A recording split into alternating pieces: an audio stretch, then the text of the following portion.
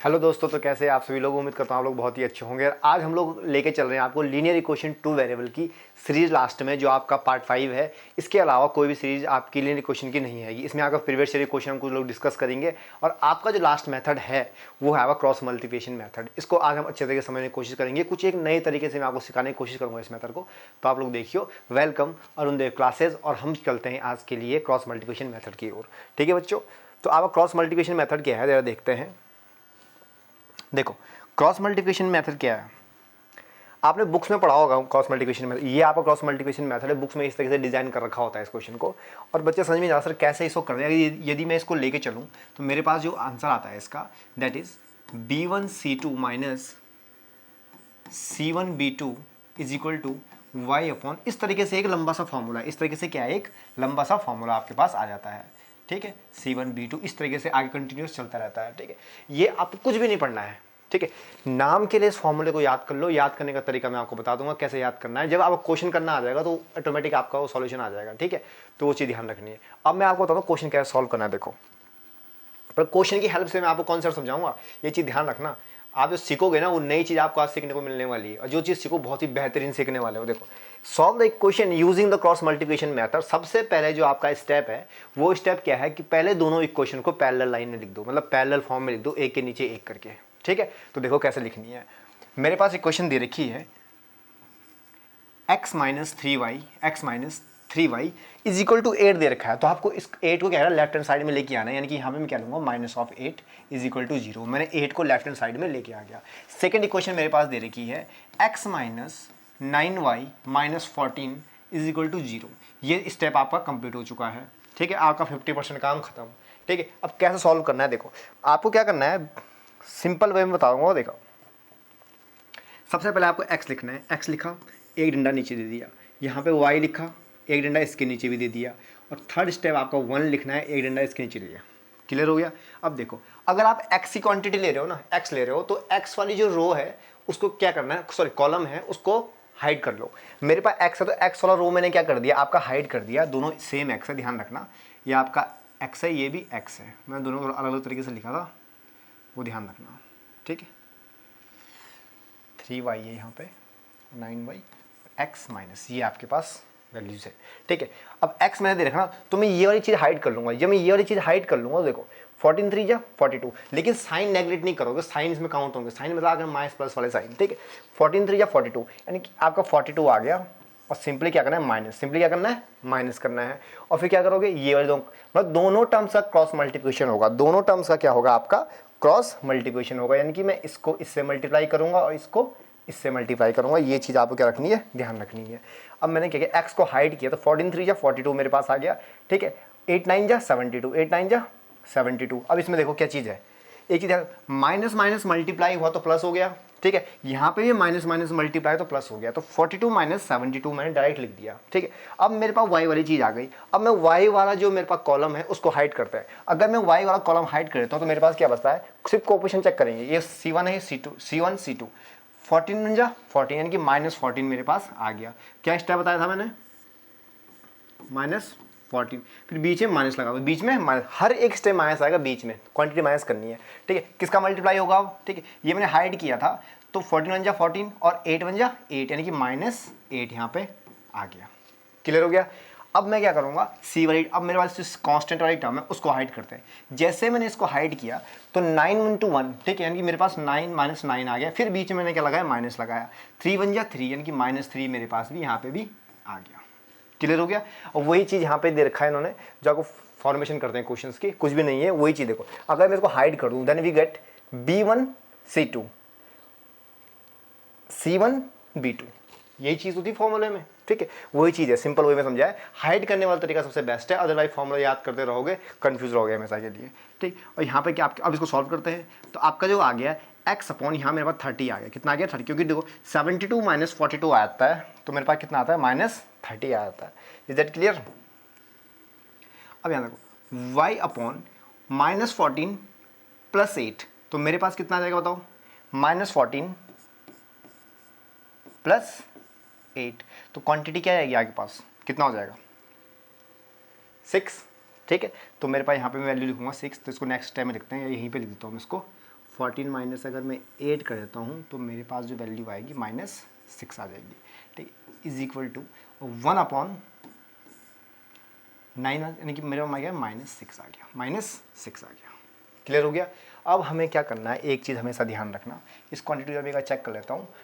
y quantity है तो 4 1 जा 14 -8, ठीक है, कोई दिक्कत नहीं है। देखो अब यहाँ पे आपको क्या करना है, एक चीज़ हमेशा ध्यान रखना है। क्या ध्यान रखना है, देखो आपका जो x वाला है और एक जो आपकी कांस्टेंट टर्म है, पहले आप इन दो का क्या करोगे, कंपैरिजन करोगे। इन दो का क्या करोगे, कंपैरिजन करोगे। सेकंड स्टेप में क्या करोगे, आप जो y वाले टर्म है और जो ये वाली है, इन दो का कंपैरिजन करोगे। ठीक है, ये दो स्टेप रखने हैं, आपको ध्यान में रखने हैं। ठीक है, कंपैरिजन करते हैं जरा। पहले जो हम कंपैरिजन कर रहे थे वो कंपैरिजन क्या था, देखो x/30, x/-30 is equal to 1/-6। -6 और -30 से नेगेटिव साइन क्या हो गए, आपके कट गए, तो आपके पास जो वैल्यू आएगी x is equal to 5, x is equal to 5। तो मेरे पास x की वैल्यू आ चुकी है, कितनी आ चुकी है, x की वैल्यू 5 आ चुकी है। कितनी आ चुकी है, 5। और y की वैल्यू कहाँ से निकलेगी, देखो अब y वाले टर्म को कंपेयर करते हैं। y वाले टर्म को कैसे कंपेयर करेंगे, देखो y/-6 दे रखा है इज इक्वल टू 1/-6, 1/-6, दोनों चीज़ आ गई। ठीक है, -6 से -6 कट गया तो आपके पास y इज इक्वल टू क्या आ गया, 1 आ गया। y इज इक्वल टू क्या आ गया, 1 आ गया। इस कंडीशन को आप क्या करोगे, दोनों x और y के जो पॉइंट आपके पास आए हैं इनको इक्वेशन में जैसे डालोगे, इक्वेशन सेटिस्फाई हो जाएगी। ठीक है, तो यह है आपका क्रॉस मल्टीप्लिकेशन मेथड। यह आपका क्या है, क्रॉस मल्टीप्लिकेशन मेथड। इस तरीके से आपको क्या करना है, क्वेश्चंस को सॉल्व करना है। सिंपल सा वे है। जब पहले क्या करना है, एक्स वाली टर्म को हाइड किया तो इन दो का मल्टीप्लिकेशन क्रॉस मल्टीप्लाई किया और बीच में माइनस किया।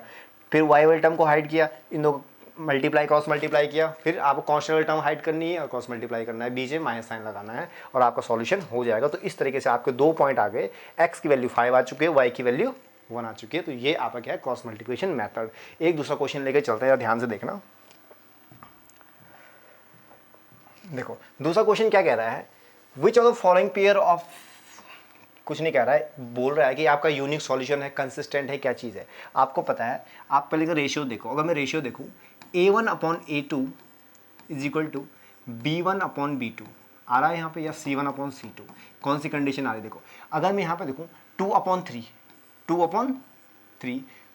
Is equal to 1/-2 does not equal to आ रहा है, यानी कि A1 A2 does not equal to B1/B2। ये समझ में आ रहा है, ठीक है। यानी कि लाइन क्या है, इंटरसेक्टिंग है। आप बोलोगे सर लाइन कंसिस्टेंट है, इंटरसेक्टिंग है और यूनिक सॉल्यूशन है। ये आप एग्जाम में किसमें, फॉर्मेट में लिखोगे जब आप क्वेश्चन को सॉल्व। मैं यहाँ नहीं लिख सकता, ठीक है, बहुत टाइम वेस्ट हो जाएगा।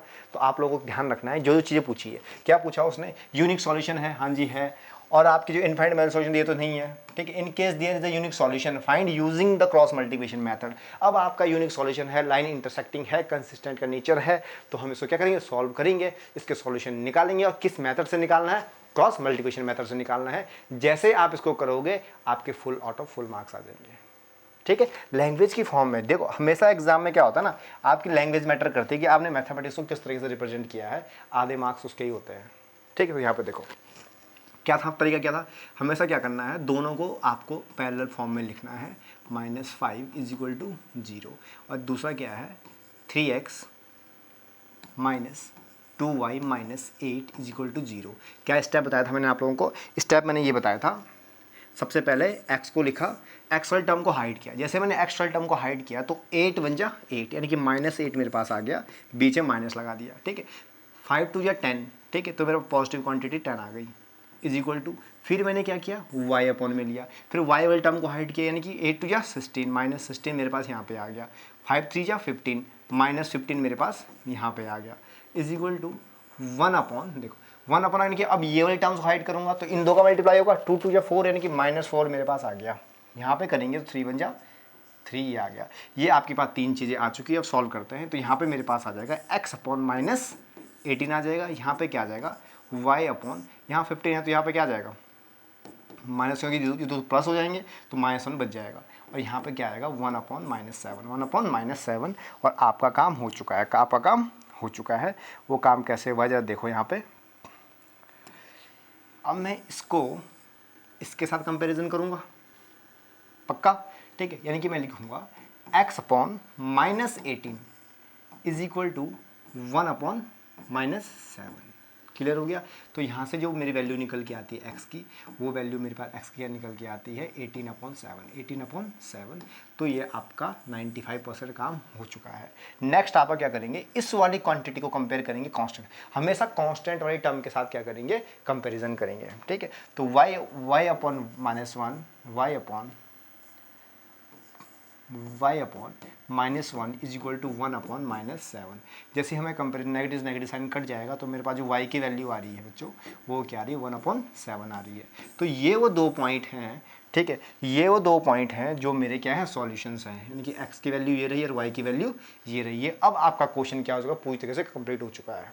ठीक है, तो ये आपका क्रॉस मल्टीप्लिकेशन मेथड है। ठीक है, समझ में आ गया होगा। कुछ नहीं करना है, सिंपल सा वे है, फॉर्मूला रटने की जरूरत नहीं है। x को हाइड किया, फिर y को हाइड किया, फिर कांस्टेंट टर्म को हाइड किया, ये चीज़ें हाइड करनी है, क्रॉस मल्टीप्लाई करना है, बीच में माइनस का ध्यान रखना है। और हाँ, एक चीज़ ध्यान रखना, बहुत सारे आपने बुक्स में भी देखा होगा, RD में भी देखा होगा, अलग अलग बुक्स, बहुत सारी मैथमेटिक्स की बुक्स है, NCERT में भी है, यहाँ पे कभी कभी माइनस दे रखा होता है, यहाँ पे माइनस दे रखा होता है, तो उसका कन्फ्यूजन आपको दूर कर रहा हूँ। जब आपकी इक्वेशन इस फॉर्म में दे रखी होगी तो नेगेटिव साइन आएगा। ठीक है, अगर मैंने क्या किया, इनको स्टैंडर्ड फॉर्म में लेके आ गया तो यहाँ माइनस साइन की जरूरत नहीं पड़ी, माइनस साइन की जरूरत नहीं पड़ी।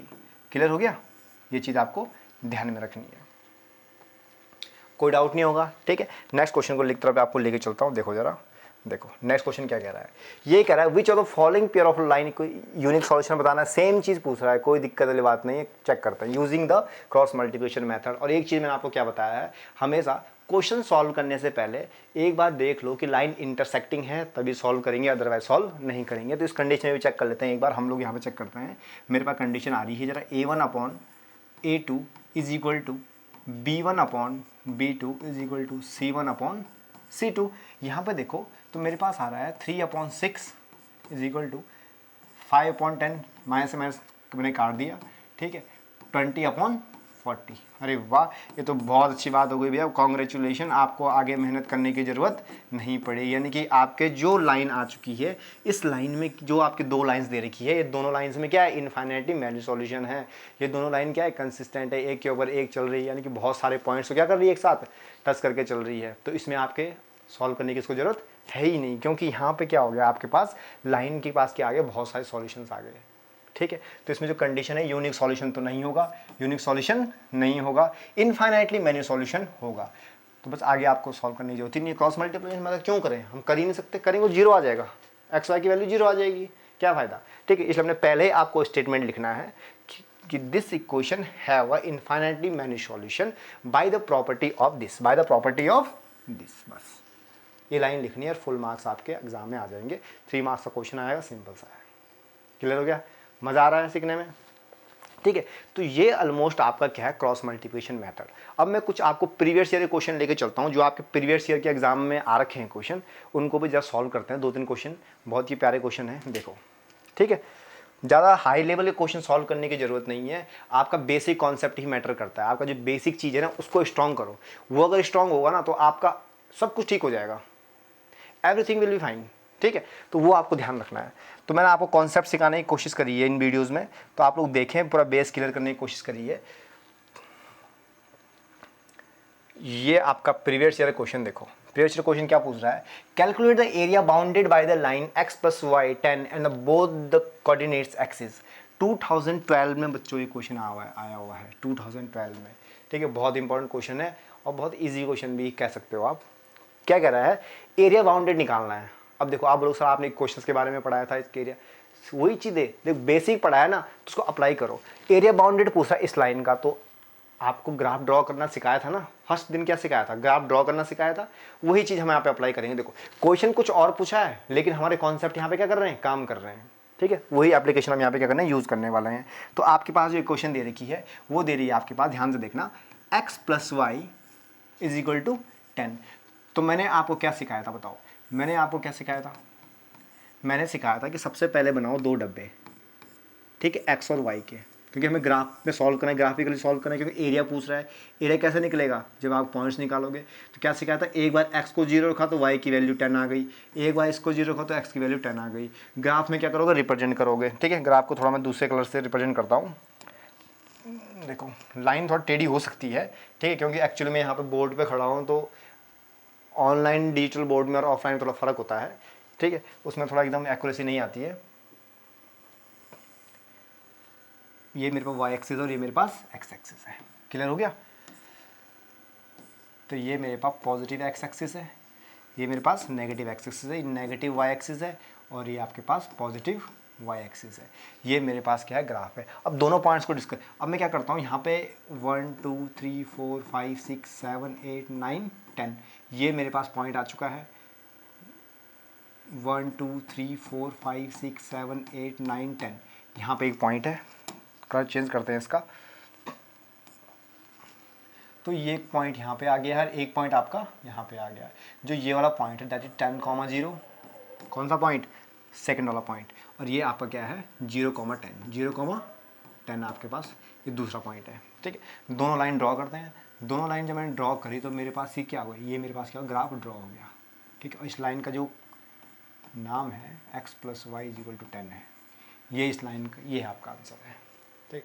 अब area bounded by the curve कह रहा है, कोई भी चीज़ स्ट्रेट लाइन हो, कोई 3 डायमेंशनल फिगर हो, 2 डायमेंशनल फिगर हो, अगर आप उसको ग्राफ में रिप्रेजेंट कराएगा तो उसको आप कर्व नाम बोलोगे, ठीक है। हमेशा कर्व रहेगा, उस चीज़ को हम कर्व कहेंगे, तब चाहे वो स्ट्रेट लाइन हो, कुछ भी हो, ठीक है। तो ये मेरे पास है। अब आपको क्या पूछा, area bounded by the, area निकालना है, सिंपल सा है। क्या बन रहा है, क्या दिख रहा है यहाँ पे, क्या बन रहा है, ट्राइंगल बन रहा है। ट्राइंगल का एरिया क्या होता है बताओ जरा, area of a triangle, area of a triangle, suppose को ABC नाम दो, कुछ भी हो, तो एरिया ऑफ अ ट्राइंगल क्या होता है आपके पास, हाफ बेस इंटू हाइट। ये मेरे पास क्या होता है आपका एरिया का ट्राइंगल होता है। अगर मैं चेक करूं यहाँ पे तो मेरे पास क्या आ रहा है, एरिया = 1/2, ठीक है। इसको थोड़ा ऊपर सॉल्व करता हूँ ताकि आपको क्लियर दिखे यहाँ पे, ठीक है। दूसरे पेन से सॉल्व करते हैं इसको, सॉरी जरा मैं एक सेकेंड, देखो तो आपके पास आ गया 1/2 इंटू, अब देखो बेस की अगर बात करते हो, बेस यहाँ पे बच्चों कितना है, यहाँ से यहाँ तक की डिस्टेंस कितनी दे रखी है, 10 दे रखी है, गुड। और हाइट कितनी दे रखी है, यहाँ से यहाँ तक कितनी आएगी, 10 आएगी। 10 10 100 यानी कि आपके पास क्या आ गया, 50 के यूनिट्स आ गया। कितना आ गया आंसर, 50 यूनिट्स। तो ये आपका क्या आ गया, एरिया आ गया, क्लियर आ गया। तो इस तरीके से क्या करना है आपको, क्वेश्चन के साथ डील करना है, सिंपल सी चीज़ है। जो आपकी एक्चुअल जो एज है ना, इस एज में क्या होता है, बच्चों का माइंड ज़्यादा डाइवर्ट होता है, क्योंकि क्लास 10th में होता है, क्लास 9 तक आप छुट बारीक बारीक चीज़ें पढ़ते हो। क्लास 9 तक क्या होता है, आप बारीक बारीक चीज़ें पढ़ते हो, बिल्कुल से सिंपल चीज़ें। लेकिन क्लास 10th में आके क्या होता है, सिलेबस बढ़ जाता है, और एक तो जो प्रेशर जो रहता है ना एग्जाम में, वो प्रेशर आपका क्या रहता है कि बोर्ड एग्जाम है, कुछ भी नहीं है, सिंपल लो कि बोर्ड एग्जाम कैसे होता है, जैसे नॉर्मली है, वहाँ भी पेपर देना है, यहाँ भी पेपर देना है। फ़र्क कितना होता है, वहाँ हाफ बुक आती है और 10th क्लास में पूरी बुक्स आती है। पूरी बुक्स तो आएगी, माइंड भी तो थोड़ा आप लोगों को ब्रॉड करना है, ऐसे थोड़ी कि आप नैरो माइंडेड रहोगे, ठीक है। तो वो चीज़ ध्यान रखना। तो हमेशा कुछ नई चीज़ सोचने की कोशिश करो, नई चीज़ पढ़ने की कोशिश करो, क्लियर हो गया। और इस टाइम पे क्या होता है, जो आपका बोर्ड एग्जाम का जो टाइम होता है, उस टाइम पे जो फरवरी मार्च वाला जो टाइम होता है, उस टाइम पे क्या होता है, आपका जो माइंड होता है ना, वो बहुत ज़्यादा डाइवर्ट होने लग जाता है, गलत चीज़ों की तरफ जाने लग जाता है, ठीक है। क्या होगा, आप गलत चीज़ें, जैसे कि आपको खेलने में ज़्यादा इंटरेस्ट आने लग जाएगा, पढ़ाई से मन दूर चला जाएगा, ठीक है। लड़कियों की तो ज़्यादा इंटरेस्ट आना भी चाहिए, एज आनी भी चाहिए, लेकिन उस टाइम पे कंट्रोल करना है, ठीक है। तो उसके लिए एक संस्कृत में दोहा भी कह सकते हो आप, या श्लोक भी कह सकते हो, वो आपका बहुत ही प्यारा श्लोक है, भवत भाव भवत मनसि शासन न कुर्वन्तु, don't let your emotion rule your mind. अपने इमोशंस को अपने दिमाग में भावी ना होने दें। यदि वो भावी हो गए ना, तो आपका दिल काम करेगा, दिमाग काम नहीं करेगा। और जहाँ पे आपका दिल काम करना शुरू कर जाए, समझ लो कि वहाँ से आपकी उल्टी गिनती शुरू हो चुकी है, बर्बादी शुरू हो चुकी है। तो मतलब दिमाग से काम लो जब तक सक्सेस नहीं हुई है। जिस दिन सक्सेस हो गए ना, उस दिन आपके सामने लाइन लग जाएगी, ठीक है। वो लड़कियों की हो या आपके अपॉइंटमेंट्स की हो, हमेशा लाइन लगी रहेगी। क्योंकि गाड़ी में जो चूड़ियाँ होती है ना, वो तभी अच्छी लगती है, सक्सेस के बाद ही अच्छी लगती है। और कब मिलेगी आपको, जब आपके पास क्या होगा, सब कुछ होगा, आपके पास अचीवमेंट्स होगी, ठीक है। जब गाड़ी पे क्या होगी, चूड़ियाँ होगी, तभी कंगन वाली आएगी, अदरवाइज कंगन वाली नहीं आएगी। और गाड़ी में चूड़ी किसकी होती है पता है ना, ऑडी की होती है। तो कंगन वाली भी तभी आएगी जब गाड़ी में क्या होगी, चूड़ियाँ होगी। तो ध्यान रखना। अब आपको चूड़ियाँ, कंगन चूड़ियाँ, जिसको दोनों चाहिए वो भैया पढ़ लो, जिसको एक चाहिए वो भी देख लो, और जिसको चाहिए ही नहीं तो वो भी आप देख सकते हो, ठीक है। नेक्स्ट क्वेश्चन क्या क्या कह रहा है, देखो जरा, find whether the following pair of linear equations consistent और नॉट कंसिस्टेंट। इसमें कुछ भी नहीं है, आपको देखो जितना पूछा है उतना ही करना है, एक्स्ट्रा दिमाग लगाने की कोशिश मत करना। कंसिस्टेंट पूछा है, आपका लाइन कंसिस्टेंट है या नहीं है, ठीक है। क्या कह रहा है, आप 3x + 2x देखो a1/a2 is equal to b1/b2 is equal to, देखो एक चीज़ ध्यान रखना हमेशा, एग्जाम में जब भी आएगा ना ये प्रॉपर्टी तो आपको लिखनी ही लिखनी है, ये तो कंपलसरी है, ये लिखनी है, ठीक है। तो ध्यान रखना इस चीज़ को। यहाँ पे अगर मैं रेशियो निकालूँ तो मेरे पास रेशियो आ रहा है 3/6 is equal to 2/-4 is equal to 8/9। अगर मैं ध्यान से देखूँ यहाँ पे तो ये कंडीशन क्या आ रही है आपकी, नॉट इक्वल टू की कंडीशन आ रही है, यानी कि लाइन क्या है, कंसिस्टेंट है। लाइन क्या है, कंसिस्टेंट है। तो आप क्या कहोगे कि आपका क्या है, यूनिक सॉल्यूशन है, ठीक है। और दूसरा पॉइंट क्या होगा, लाइन क्या है, इंटरसेक्टिंग है। लाइन क्या है, इंटरसेक्टिंग है। ये 2 पॉइंट आपको इसमें लिखने हो, इतने में ही सॉल्यूशन को छोड़ दिया जाएगा।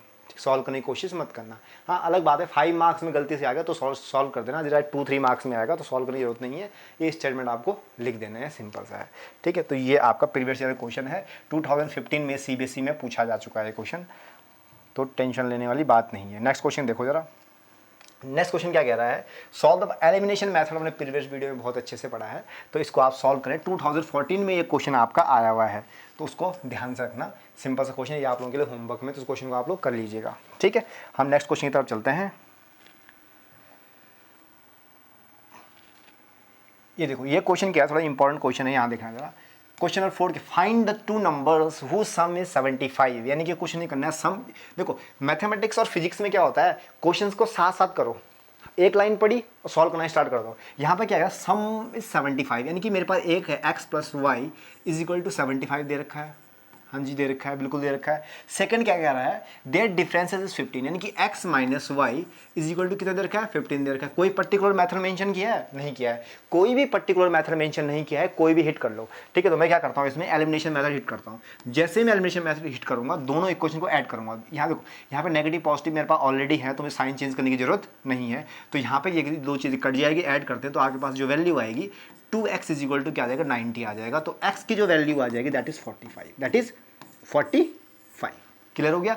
x की वैल्यू आपकी 45 आ चुकी है बच्चों, तो 45 + y इज इक्वल टू 75। तो y की जो वैल्यू आ जाएगी क्या आ जाएगी, 75 - 45। तो y इज इक्वल टू क्या हो जाएगा, 5 - 5 0, 4 3 7 30। यहाँ पर क्या गया, y की वैल्यू आ गई। This is the solution of the equation. Is that clear, कोई डाउट नहीं है, ठीक है। नेक्स्ट क्वेश्चन लेके चलते हैं। आपका शायद से लास्ट क्वेश्चन रहेगा आपका आज का, और बहुत ही इंपॉर्टेंट क्वेश्चन है। ये क्वेश्चन क्या है, find the value of a and p। a and p नहीं रहेगा, यहाँ पे थोड़ा करेक्शन करना है। यहाँ पे ये अल्फा है और ये आपका क्या रहेगा, बीटा रहेगा। ये क्या रहेगा आपका, बीटा रहेगा। ये करेक्शन कर लेना है यहाँ पे।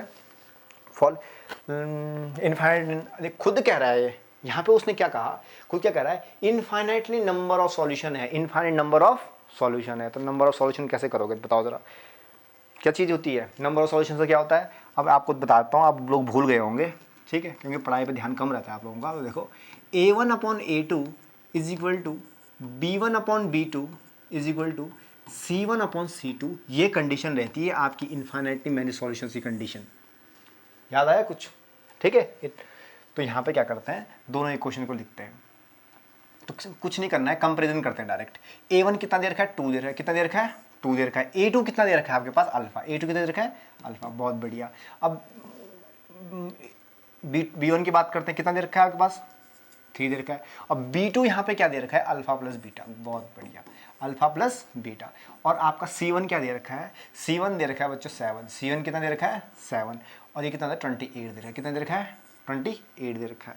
तो कुछ नहीं करना है, मैंने आपको पहले भी सिखाया था, अब फिर से सिखा रहा हूँ। क्या करना है आपको, ये वाली टर्म पहले कांस्टेंट वाली टर्म के साथ क्या होगी, कंपैरिजन होगी। कंपैरिजन होगी यानी कि 2/अल्फा इज इक्वल टू 7/28। और 7/28 को क्या लिख सकता हूँ मैं, बताओ। 7/28 को लिख सकता हूँ मैं 7 × 7 7 × 28, यानी कि 1/4 मेरे पास वैल्यू आ गई है। तो अल्फ़ा की जो वैल्यू आएगी, तो यहाँ से मैं अल्फ़ा की वैल्यू निकाल लूँगा। अल्फ़ा की वैल्यू 8 आ जाएगी। कितनी आ जाएगी, 8 आ जाएगी। क्लियर हो गया। अब यहीं से बीटा निकालते हैं। अब मैं इस वाली क्वांटिटी को इसके साथ कंपेयर करूंगा। तो यहाँ पे देखो 3/अल्फा plus beta is equal to 1/4। 1/4 कुछ नहीं है, मैंने इसको 7/20 को सिंप्लीफाई किया।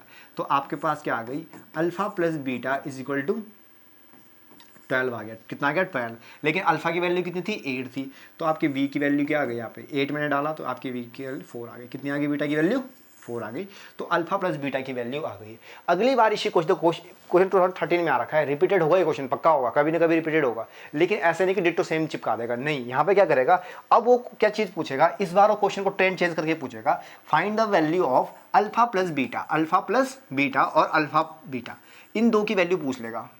ठीक है, थोड़े से पॉलिनोमियल का ध्यान रखना। ठीक है, अब पूरा क्वेश्चन सॉल्व किया। इस क्वेश्चन में क्या किया, पहले हमने अल्फा की वैल्यू निकाली, फिर बीटा की वैल्यू निकाली। ये 2013 का क्वेश्चन है। अगर ये 24 में बनता है या 23 में बनता है 2023 में, तो क्वेश्चन को इस तरह से ट्रेंड करके देगा कि अल्फा प्लस बीटा की वैल्यू निकालो। ठीक है, तो अल्फा प्लस बीटा की वैल्यू इस क्वेश्चन में कितनी आ रही है, तो 8 4 12 आ रही है, यानी कि अल्फा प्लस बीटा की वैल्यू कितनी है 12 आ चुकी है। तो यहाँ पे कितनी आ गई, इसका आंसर 12 आ गया। इसी क्वेश्चन को थोड़ा चेंज करके पूछ लेगा। ठीक है, अल्फा बीटा क्या पूछ लेगा, अल्फा बीटा बने 8 चौको 32, तो इसका आंसर कितना आ गया 32 आ गया। इसी क्वेश्चन को थोड़ा और चेंज करके क्या पूछ सकता है, पूछ लेगा 1 upon alpha plus 1 upon beta. याद करो हमने किसमें पढ़ा था ये चीज़, कहाँ पढ़ा था, पॉलिनोमियल में पढ़ा था, इस टाइप क्वेश्चंस। ठीक है, तो यहाँ पे सेम आप कर सकते हो, यहाँ पे आप इनको एलसीएम ले लो, अदरवाइज डायरेक्ट वैल्यू पुट करके आंसर निकाल लो।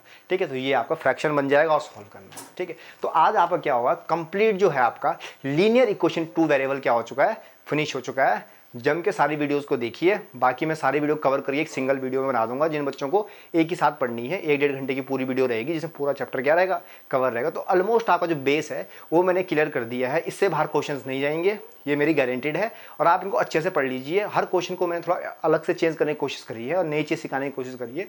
तो आप लोग देखिए, उम्मीद करता हूँ आप लोगों को वीडियो बहुत ही अच्छी लगी होगी, और अच्छे से पढ़ो। All the best, thanks for watching.